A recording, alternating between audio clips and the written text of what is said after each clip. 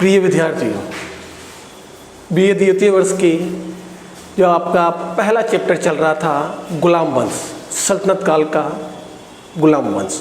तो देखिए गुलाम वंश में अपन ने जिन जिन चैप्टर का अध्ययन किया था, जिन जिन टॉपिक का अध्ययन किया था, पुनः रिपीट करना चाहता हूँ क्योंकि आज ये आपका पहला लेसन समाप्त होने वाला है। तो देखिए अपन ने स्टार्ट किया था गुलाम वंश 1206 से 1210 ईस्वी किसका शासनकाल माना गया था? कुतुबुद्दीन ऐबक का। ऐबक ने इस वंश की स्थापना की थी। गुलाम वंश का संस्थापक कहा जाता है। क्यों? क्योंकि दास था, गुलाम था किसका? मोहम्मद गोरी का। ऐबक के पश्चात कहा जाता है इल्तुतमिश शासन बना था 1210 से 1236 ईस्वी। इसके मध्य एक व्यक्ति आराम शाह का नाम आता है जिसे इतिहासकार कहते हैं कुतुबुद्दीन ऐबक का पुत्र था। इसका खात्मा करके इल्तुतमिश शासक बना। इतिहास में नाम महत्वपूर्ण माना जाता है। इल्तुतमिश के पश्चात कहा जाता है रजिया सुल्ताना, जिसका शासनकाल माना जाता है 1236 से 1240 ईस्वी। इन दोनों के मध्य भी फिरोज शाह, जो कि एक दासी पुत्र था, शासक बना था, लेकिन फिर रजिया ने जनता के सहयोग से सत्ता प्राप्त की, वह इसका दमन करवा दिया। इसके पश्चात कहा जाता है रजिया के पश्चात बहराम शाह अमीरों के सहयोग से दिल्ली सल्तनत का सुल्तान बना, जिसका शासनकाल माना जाता है 1240 से 1242 ईस्वी। इसके पश्चात फिर कहा जाता है मसूद शाह शासक बना। मसूद शाह के बारे में बताया जाता है कि 1242 से 1246 ईस्वी तक इसका शासनकाल था। बहराम शाह इल्तुतमिश का पुत्र था। ये पुत्री हो गई इल्तुतमिश की। ऐबक का ये दास था। आराम शाह ऐबक का पुत्र था। तो कहा जाता है इल्तुतमिश का भी ये फिरोज शाह ये पुत्र हो गए। बहराम शाह के पश्चात मसूद शाह, ये कौन था? इल्तुतमिश का पौत्र यानी फिरोज शाह का पुत्र। इसके पश्चात नासिरुद्दीन महमूद शासक बना। इसका शासनकाल माना जाता है 1246 ईस्वी से 1266 ईस्वी तक। शासन सत्ता किसके हाथों में रही थी? बलबन के हाथों में। तो देखिए ये चीज़ें अपन ने जितने भी अपने लेसन हुए थे उनमें इनका विस्तार से अपन ने अध्ययन कर लिया था। फिर भी अगर इन टॉपिक्स में से किसी में भी जो अपन ने अध्ययन किया है प्रॉब्लम आपको आ रही है, कोई चीज़ समझ में नहीं आ रही है, तो नीचे कमेंट्स लिखा हुआ होता है, वहाँ पर कमेंट्स डालिए, उस प्रॉब्लम का सॉल्यूशन हो जाएगा। तो देखिए इनके पश्चात जो आपका जो नेक्स्ट चैप्टर प्रारंभ होता है वो है बलबन। और बलबन कहा जाता है इस वंश का अंतिम योग्य शासक था, क्योंकि ये चल रहा है गुलाम वंश। तो देखिए इतिहास में इस गुलाम वंश को अन्य वंश नाम से भी जाना जाता है, जैसे गुलाम वंश, इसी का एक दूसरा नाम है इल्बरी वंश, या इसे मामूलक वंश भी कहा जाता है। यानी गुलाम वंश के तीन नाम है, इल्बरी वंश और मामूलिक वंश। तीनों वंश एक ही है। अब देखिए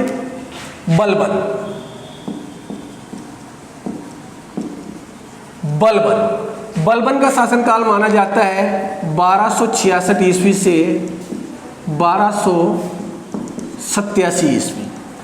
बलबन इस लेसन का बहुत महत्वपूर्ण टॉपिक है और ये बिल्कुल आप 100% मान के चलिए कि इनमें से कोई ना कोई क्वेश्चन आपके एग्जाम में आएगा ही आएगा।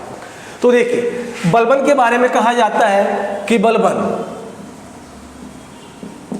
प्रारंभ में एक दास था। कहा जाता है कि मंगोलों ने बलबन को जब ये बचपन में था उस समय कैद कर लिया था। कैद करने के पश्चात इसे बेच दिया था जलालुद्दीन नामक एक व्यक्ति को, और जलालुद्दीन ने ही इसे खरीद कर फिर जब इल्तुतमिश ग्वालियर अभियान पर था, वहाँ पर उसे विजय प्राप्त हुई, तो कहा जाता है कि वहाँ पर उसकी नज़र यानी इल्तुतमिश की नज़र बलबन के ऊपर पड़ी और इसकी योग्यता को देखकर इल्तुतमिश प्रभावित हुआ और इल्तुतमिश ने इसे खरीद लिया। तो रिपीट कर रहा हूँ वापस, बलबन क्या था? बलबन एक दास था और किसने खरीदा इसे? इल्तुतमिश ने खरीदा था। कहाँ पर? ग्वालियर में विजय प्राप्त करने के पश्चात इल्तुतमिश ने इसे खरीदा था और योग्यता से प्रभावित होकर इसे उचित ढंग से प्रशिक्षित करवाया। तो देखिए, बलबन के बारे में एक और बात है, बचपन का नाम जो था वो था बुरहानुद्दीन। बचपन का नाम था इसका बुरहानुद्दीन। और जब ये सम्राट बना था दिल्ली वंश का, तो देखिए दिल्ली वंश का सुल्तान बनने के पश्चात इसने जो उपाधि धारण की थी वो थी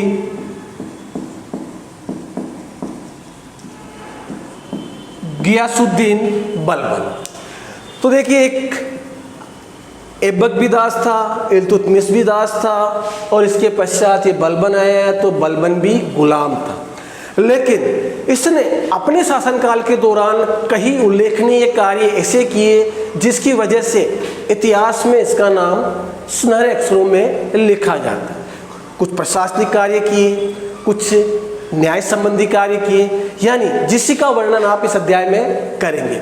तो देखिए, बलबन 1266 ईस्वी में सत्ता प्राप्त की और यहाँ तक कि यह 40वां मंडल जो इल्तुतमिश ने प्रारंभ किया था उसका महत्वपूर्ण सदस्य भी था।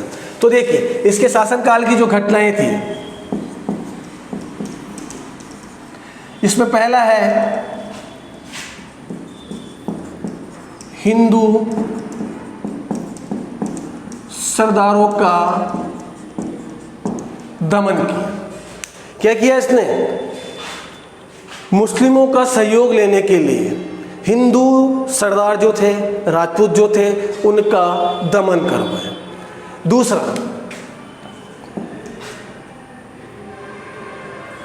ताज की प्रतिष्ठा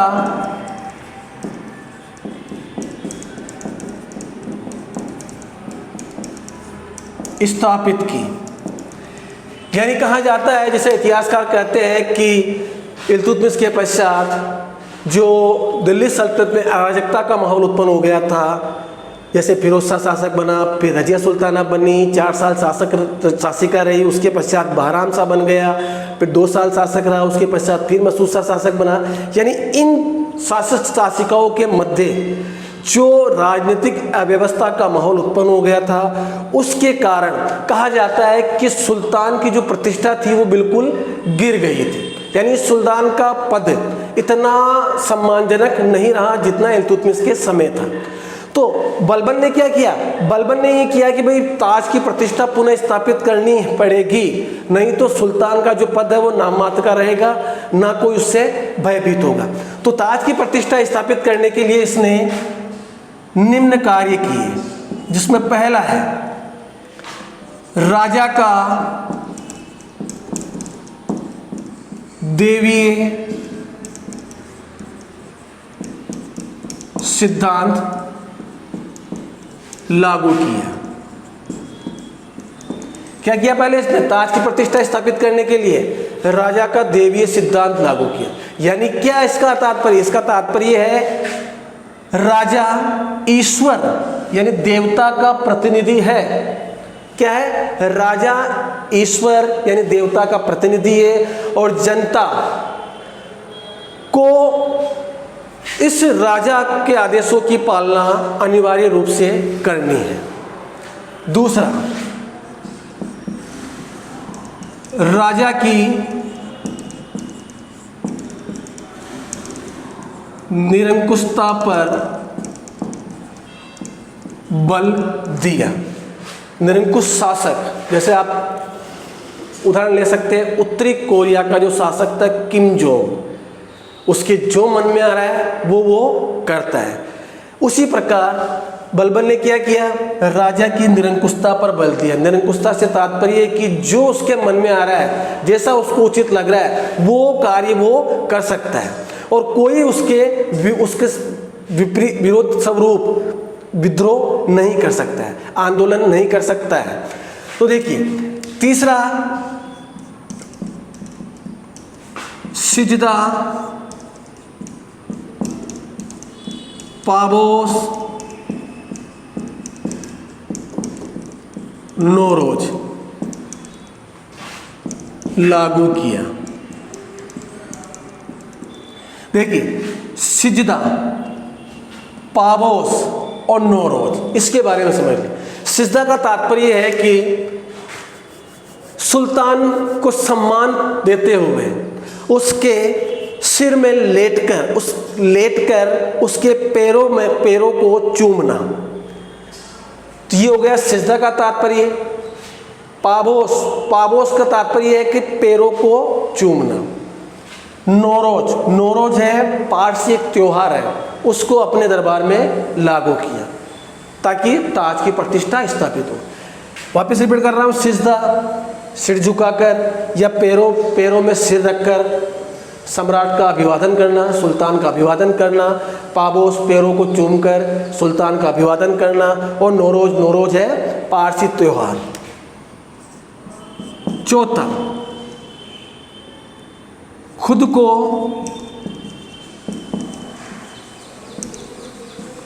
अफ्रीसियाब वंश का घोषित किया। अफ्रीसियाब वंश ईरानी वंश माना जाता है, ईरान में यह वंश स्थापित था। तो इसने क्या किया, इसने गुलाम वंश की जगह, भाई अगर खुद को पुनः इसी वंश का उत्तराधिकारी घोषित करेगा तो इसने भाई हो सकता है कि मुझे सम्मानजनक दृष्टि से नहीं देखा जाए, तो इसने क्या किया, इसने खुद को बता दिया कि मैं ईरानी वंश का हूँ, मैं इस वंश से मेरा कोई कांटेक्ट नहीं है। इसीलिए इस वंश को एक नए नाम से भी जाना जाता है जिसे कहा जाता है बलबनी वंश। इसके पश्चात कहा जाता है कि इसने तीसरा जो महत्वपूर्ण कार्य किया, तीसरा महत्वपूर्ण कार्य ये था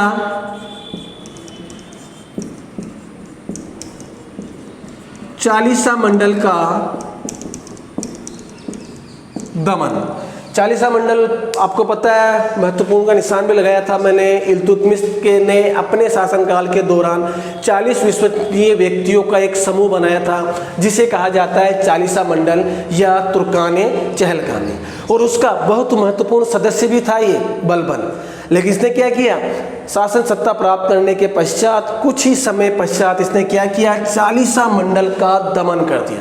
यानी जो 40 महत्वपूर्ण व्यक्ति थे धीरे धीरे करके उनका सफाया कर दिया, क्योंकि ये खुद उसका सदस्य था और इनकी ताकत ये जानता था कि प्रशासन में इनका क्या महत्वपूर्ण योगदान है, किस प्रकार ये सल्तनत को अपने हाथों में रखते हैं, इसलिए इसका दमन करवा दिया। इसके पश्चात कहा जाता है मंगोलों से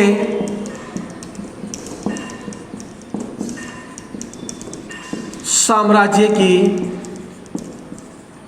सुरक्षा।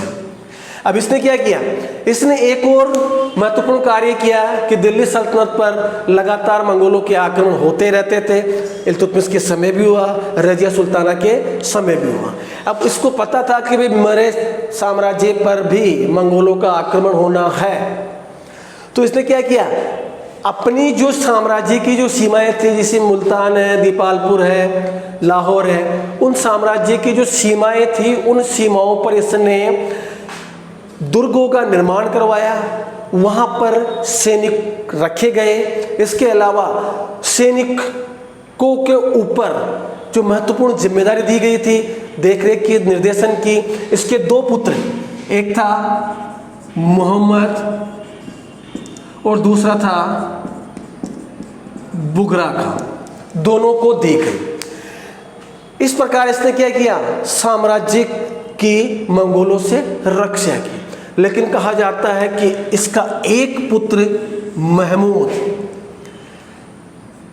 मंगोलों से, जिसका नाम था तैमूर जो कि मंगोल शासक था, उससे लड़ता हुआ मारा गया, लेकिन साम्राज्य की रक्षा तो कर ली। तो देखिए, इसके पश्चात इसका जो अगला महत्वपूर्ण कार्य है वो कार्य यह है कि इसने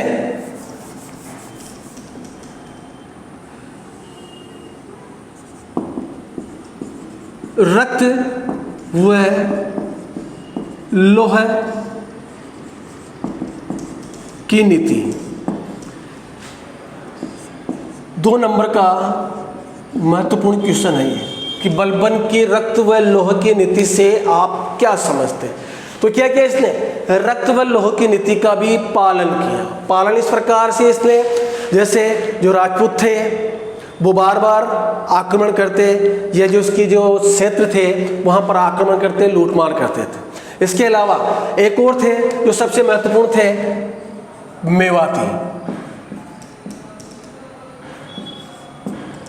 मेवाती भी क्या करते थे, इसी नीति का पालन करते थे। तो लगातार परेशान हो चुका था इनके छोटे मोटे आक्रमणों से। तो इसने क्या किया, रक्त व लोह की नीति का पालन करते हुए, यानी रक्त बहाना, लोहा मुकाबला करना, इन दोनों नीतियों का पालन करते हुए राजपूतों व मेवातियों का पूर्णतया दमन कर दिया। यही है बलबन की रक्त व लोह की नीति। तो रिपीट कर रहा हूं आपके से, मान लो क्वेश्चन आ गया कि बलबन की रक्त व लोह की नीति से आप क्या समझते हैं, तो सीधा सा आंसर है कि बलबन ने राजपूतों व मेवातियों का दमन करने के लिए जिस नीति का पालन किया उसे रक्त व लोह की नीति कहा जाता है। इससे तात्पर्य है कि रक्त बहाना दुश्मनों का और दुश्मनों से मुकाबला करना। इसके अलावा इसी के शासनकाल के दौरान बंगाल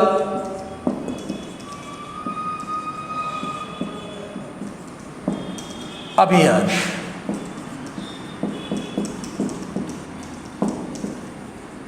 तुगरिल का, देखिए एकमात्र अभियान किया था बलबन ने अपने शासनकाल के दौरान, वो भी था बंगाल का अभियान, यानी अपने साम्राज्य को छोड़कर बाहर गया था।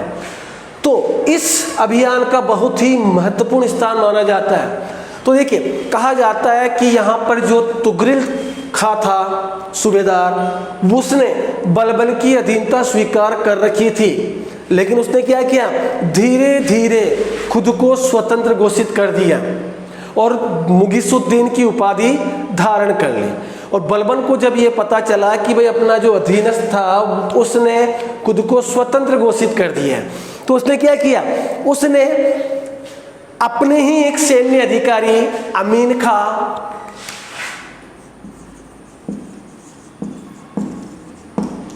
को तुगरिल खां के विरुद्ध भेजा, लेकिन अमीन खां असफल हुआ।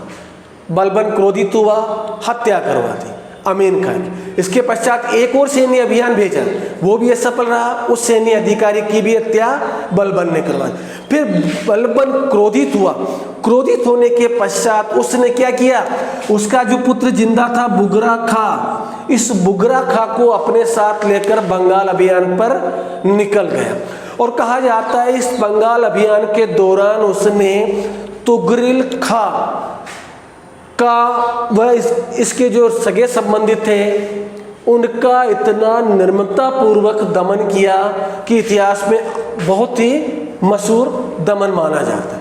और इसके अलावा बुगरा खां जो कि उसके साथ था उसका पुत्र, उस बुगरा खां को यह मंजर दिखलाया, यानी तुगरिल खां के रिश्तेदारों का खुले चौक में जब वध किया जा रहा था तो बुगरा खां उस समय मौजूद था और बुगरा खां को बलबन ने चेतावनी देते हुए कहा कि देख ले, अगर तूने भी मेरे जीवन काल के दौरान कभी विद्रोह की कल्पना की तो इनका जो हश्र हुआ है वो भी तेरा ही होगा।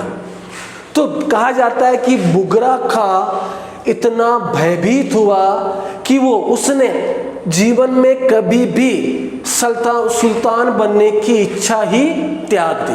भाई मुझे सुल्तान बनना ही नहीं है। और जब बलबन ने बंगाल का जो अधिकारी बुगरा खां को नियुक्त किया तुगरिल खां का दमन करने के पश्चात, तो कहा जाता है कि बुगरा खां उसके पश्चात कभी भी सत्ता प्राप्ति हेतु साम्राज्य नहीं आया, यानी वो भयभीत हो गया था और बंगाल की सूबेदारी में ही लीन हो गए। इसके अलावा इसने अपने शासनकाल के दौरान कुछ प्रशासनिक कार्य भी किए। देखिए, जैसे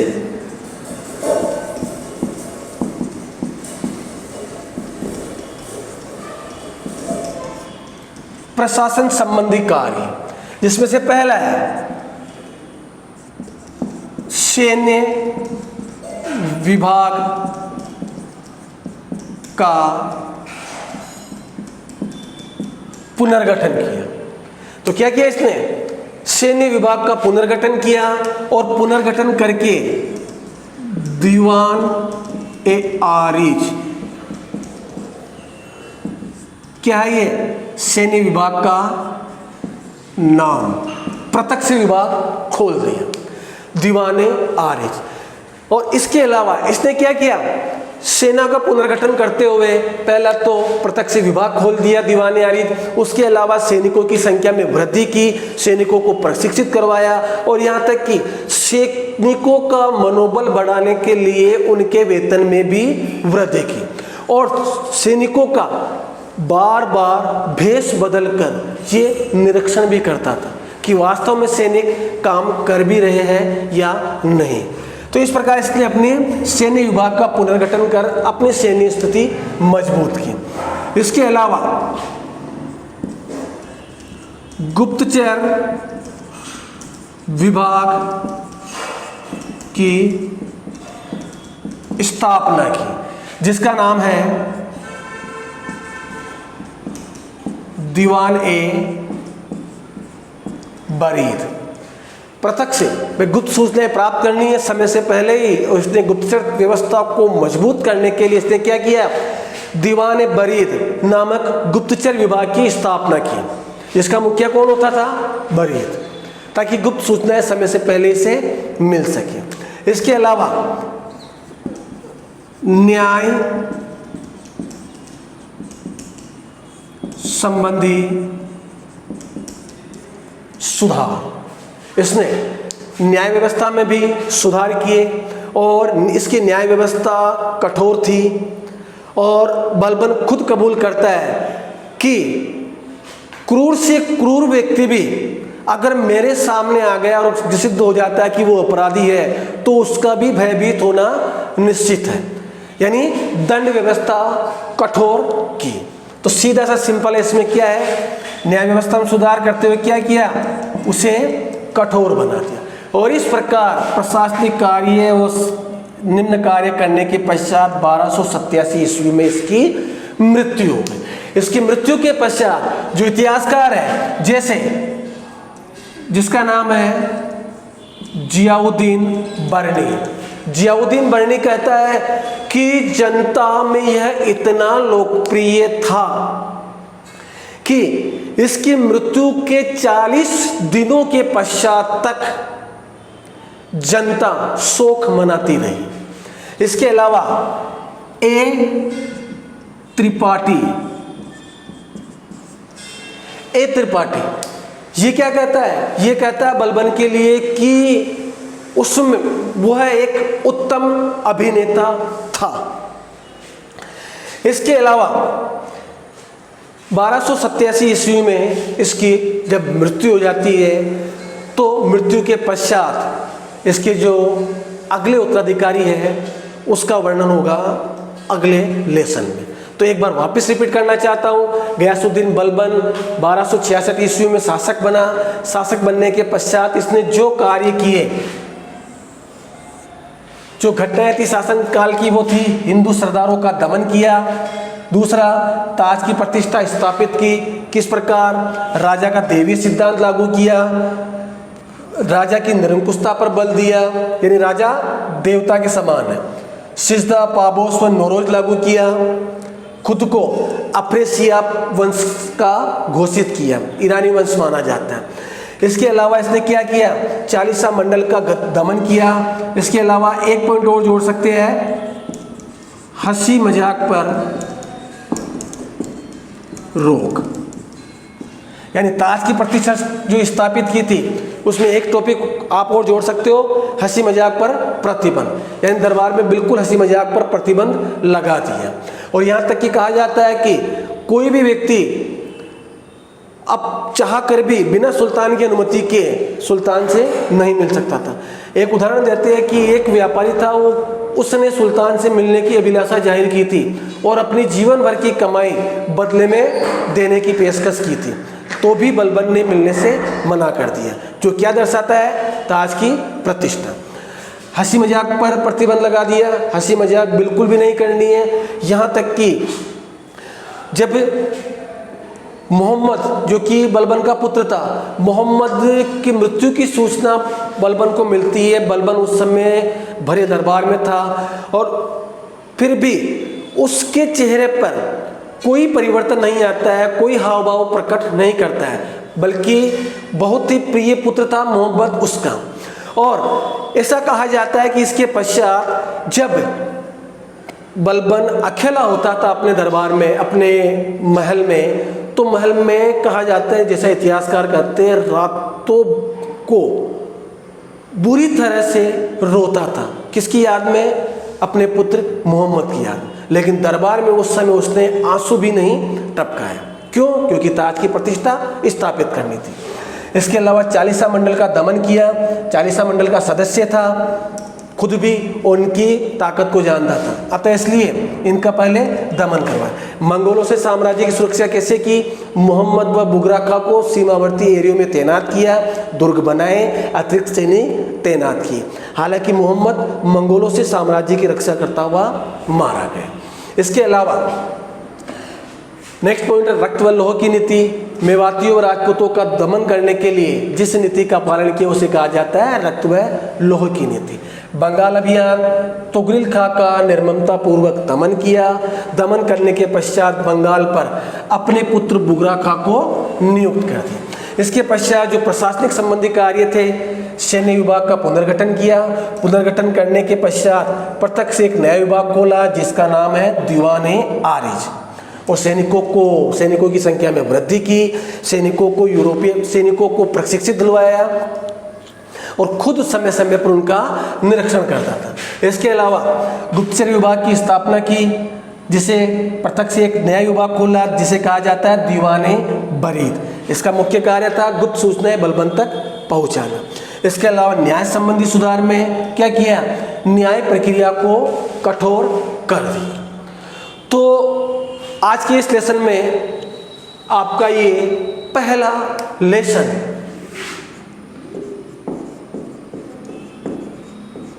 आज समाप्त होता है। वैसे समाप्त नहीं भी है, क्योंकि इसके पश्चात बलबन के पश्चात केकुबाद, क्यूमर्स आदि इस वंश के अगले शासक बनते हैं, लेकिन उनका इतिहास में कोई स्थान नहीं है। तो देखिए, इसी के साथ आपका लेसन समाप्त माना जाता है। सेकेंड ईयर पेपर फर्स्ट मध्यकालीन भारतीय इतिहास का पहला लेसन आज समाप्त होता है। रही बात इसके जो उत्तराधिकारी है, केकुबाद, क्यूमर्स वगैरह जो भी है, उनके बारे में अगला जो लेसन प्रारंभ होगा उस पर चर्चा करेंगे और एक नए वंश की स्थापना होगी जिसका नाम है खिलजी वंश। धन्यवाद।